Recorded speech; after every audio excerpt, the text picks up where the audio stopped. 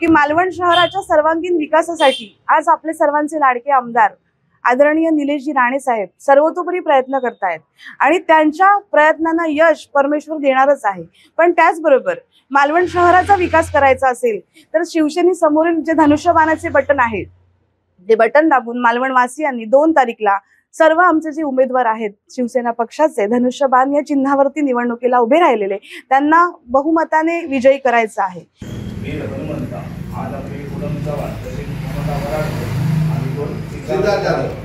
ग्रामदेवता रामेश्वर आदिनारायण आणि आज आपले नगरपालिकेच्या निवडणुकीसाठी हे उमेदवार साहेब तुम आगे बढ़ो, साहेब तुम आगे बढ़ो, साहेब तुम आगे बढ़ो।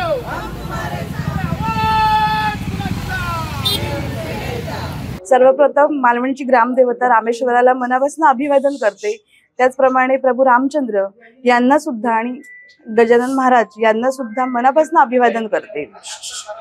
आज गेले काही वर्ष रखडलेली मालवण नगरपालिकेची सार्वत्रिक निवडणूक होऊ घातलेली आहे आणि त्या निवडणुकीला धनुष्यबाण या चिन्हावरती शिवसेना पक्षाच्या वतीनं उमेदवार म्हणून मी स्वतः पूनम चव्हाण, त्याचप्रमाणे आपले सिद्धार्थ जाधव आणि आमच्या नगराध्यक्ष पदाच्या ममता वराडकर मॅडम उमेदवार म्हणून आम्ही इथे आज उभे आहोत। माझी एकच सर्वांना कळकळीची विनंती आहे की मालवण शहराच्या सर्वांगीण विकासासाठी आज आपले सर्वांचे लाडके आमदार आदरणीय निलेशजी राणे साहेब सर्वतोपरी प्रयत्न करतायत आणि त्यांच्या प्रयत्नांना यश परमेश्वर देणारच आहे।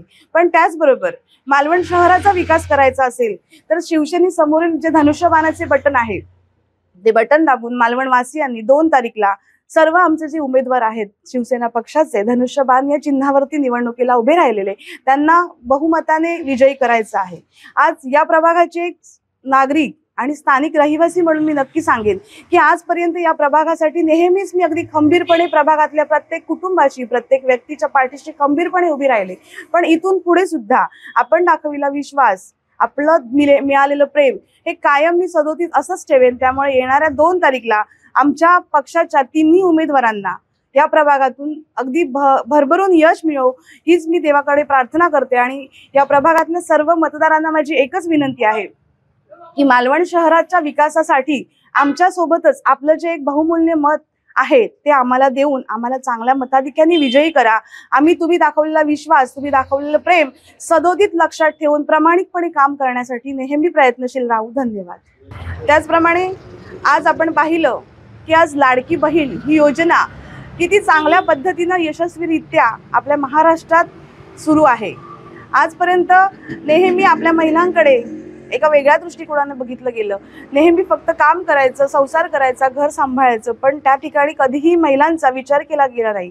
पण आपल्या सरकारने आज बघितलं तर एक लाडकी बहीण योजना ही प्रत्येक महिलेसाठी सुरू केली आणि त्याचा लाभ आपल्या महिलांना मिळतोय ही खरंच खूप कौतुकाची बाब आहे।